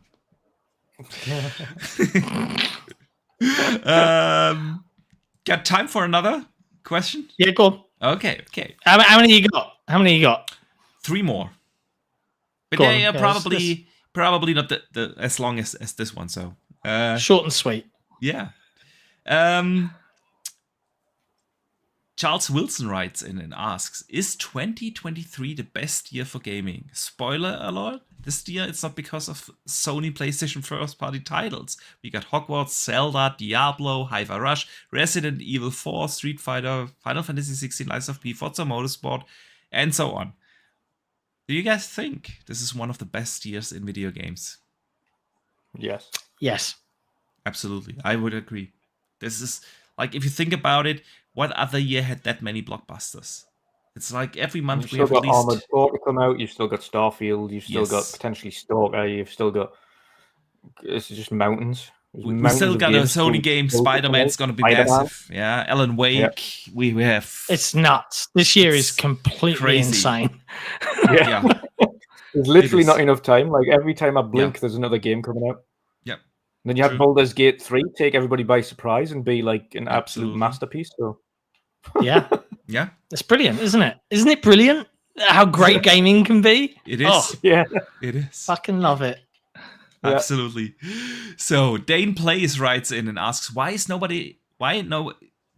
it that nobody cares but me that Xbox doesn't get Baldur's Gate for the foreseeable future, if at all? Because there's just too much to play. If there was nothing to play, it would be a bigger deal. But I think, look, the fundamental fact is the developers, Larian, were like, okay, what are we releasing? Okay. They've got Starfield coming. They're set for RPGs, right? They're RPG centric. Financially, PlayStation's the market leader. Let's go develop there. We can do all of the learning and blah blah blah blah blah, and then we'll bring it to Xbox. That's the thing. No one's paid for this to not come out. This is a small developer making a choice about when and how to develop. There's nothing more to it than that. And you could be sad that it's not out, but you're just getting the FOMO right now. Like it's okay. Yeah. It will pass. It will pass, and you'll play other games, and everything will be great. And then it will come out, and everybody else has already passed it, and you've got the joy of Baldur's Gate, and everybody else has forgot about it. Great, brilliant. That's the thing. I don't think it will be a big deal when it comes in 24 or something. Nope. I do get his point. You can always argue with, well, there's always other stuff to play. It's always the case with every game. Yeah. So if Starfield wouldn't come out in 2 weeks, there would be other games to play. Yeah, that's the case. Would we miss it?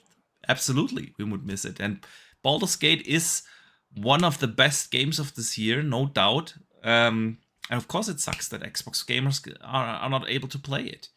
Will it matter in September when Starfield is out? I mean, the conversations will shift over then, absolutely. But it's still, especially the reason behind it. I get that this is frustrating. It's simply because of the co-op on the Series S. Yeah, and if you are into big RPGs, of course you're hit by FOMO. Yeah. So last question of the day. He's right. Yeah. Ometoni writes in and says this. A mystery hot air balloon comes down from the clouds. The pilot offers you to pay off your largest debt, mortgage, student loan, car debt, whatever, with the one condition that you get to play your favorite game of all time one last go on permadeath and then never to play it again. Accept it or not? Yes. Easily, yes. Dude, if someone wants to pay off my house, I'm willing to give up The Witcher forever. Yeah. Fundamentally that, basically. Yeah, absolutely. Goodbye. I'll find a new favorite game. Absolutely. And I'll trick somebody else into paying us another God knows how much money. You're going to give us again? Okay, sweet. Let's do it. So if that was an offer, by the way, you know how to contact me. Please reach out at your earliest opportunity because that would be great. Just over here in your hot air balloon, Tony. And drop off that money. Exactly. I won't even play the game one last time. I'll just delete it in existence. There you go. Easily. So, guys, that brings us to the end of this show. It's been an absolute blast, John. I know you're sitting there eager to play Starfield, and you still took the time to join us here for over 2 hours now. So, of course, it was a blast to have you. It always is. Yeah, it is. We need to do this more often, man. We have to have you on. We need to get you guys onto the Xbox Series show as well. It would be a nice thing to do. Yeah. Let me annoy Nick about it, and we'll see what we can make happen. I know. Sure. I know. We're coming up on episode 200 again. Yeah, that too. Yeah, it'd be nice. I like that all these communities support each other in this way. It is super cool. So good stuff. Yeah. We'd love to be on Xbox Era. Let's just hit us up and we make it happen. Hell yeah. So, good day. And next week we're actually gonna shake hands. I cannot wait. I know. I'm excited, man. I'm genuinely excited. I am fucking pumped. I can't wait. Yeah, absolutely. This is like the first time I've been away from my kids since 2018. Oof. I have to think about it. I have been going to be like, what is this, peace and quiet? Yeah. What is this? Why? The silence is Can't deafening. silence is gonna. I have been away Insane. for business trips, yeah, but those have never been longer than 2 nights. If I think about it, at least not after the pandemic. So, yeah, it's a good thing, it's right? a thing. It's It's it a is. good thing. It is. So, John, yeah, for those who don't know where to find you, let everyone know where to actually find you and what you've coming up. If you are unaware of who or what I am the co-founder and editor-in-chief of XboxEra.com, which is an Xbox-focused publication and community. We got forums, we got Discords, we got Patreons, we got a weekly podcast, we got a movie podcast, we got a book coming out. We're world famous. Come and hit us up, join us on YouTube, all of that fun stuff. All the and links if you wanna, are in the description, by the way. Yeah, thank you. Very and if you want to hit me up personally, you can find me on Twitter with the fact that someone else stole my username. So it's @_SickerMechanico_. I know that's really annoying. And since that is also complicated, it's far too complicated. It's in the description. In the description. Thank you very much for having me, lads. No, thanks for taking the time. And I can't wait for next week, man. But Dutch, you also let everyone know where they can find you. Well, people here of this podcast know where to find you, but what do you have coming up and what you're working on, man? Yeah, so much like you chaps, I'll be drinking beers and shaking hands and playing games at Gamescom with you boys. So next week, of course, no official podcast, but I'll be doing a lot of things on the channel. It's going to be fun. It's going to be it's going to be great. It's very excited. Yes. Yep. Yes. Shit, where's my passport? Dude, that's something you need to find, right? I got my Brexit passport. Look at it, it's blue. I've got the Brexit one too. I didn't vote for this. Now we've got to stay in the international queues every time we go through passport control. That's always fun. Thanks, Boris. Cheers. Anyways. It's a 3-hour train ride for me, so winning. It's actually only an hour and 20-minute flight for me, so it's not too bad. I'm flying from Manchester. I don't know where you're going from. Stansted. Okay. Yeah. It's pretty much. I think it's about thereabouts the same from Manchester. It's about an hour and a half or something. I managed to blag a 3 cab from the hotel, so we land and the hotel picks us up, which is nice.